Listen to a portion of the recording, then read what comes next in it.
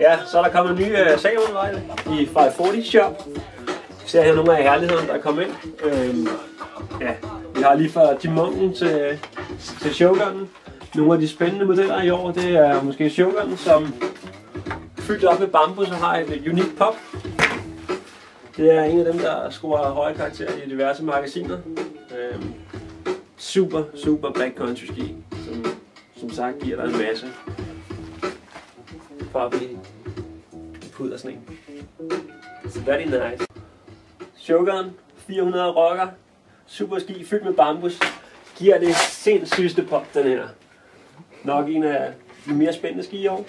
En anden spændende ski her, en Lord, også fra Salomon her, 210 rocker, lidt smallere på taljen. Jeg synes det er en utrolig all-round ski at køre på. Den er både god i parken og lidt let opkørt off-pist, og jamen, den gør det godt over det hele. Fed ski. Kommet til den uundgåelige Salomon Suspect.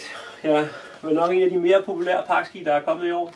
Kommer til en prisvenlig pris, 4.000 med binding. Det er super. Hvis man lige vil have skridtet videre fra Suspecten, så er der Dimonts Pro-model.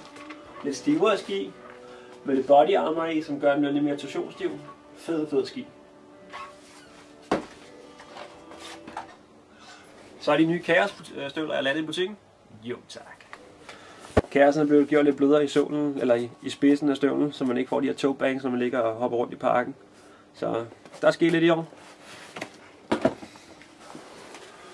Nye Oakley-tøj er også landet.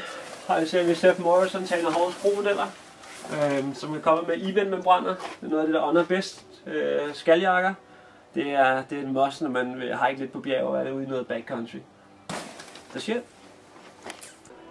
Så er det blevet koldt, der er kommet nye huer i biksen, så kom og tjek det ud. Så I holder ørerne varme her.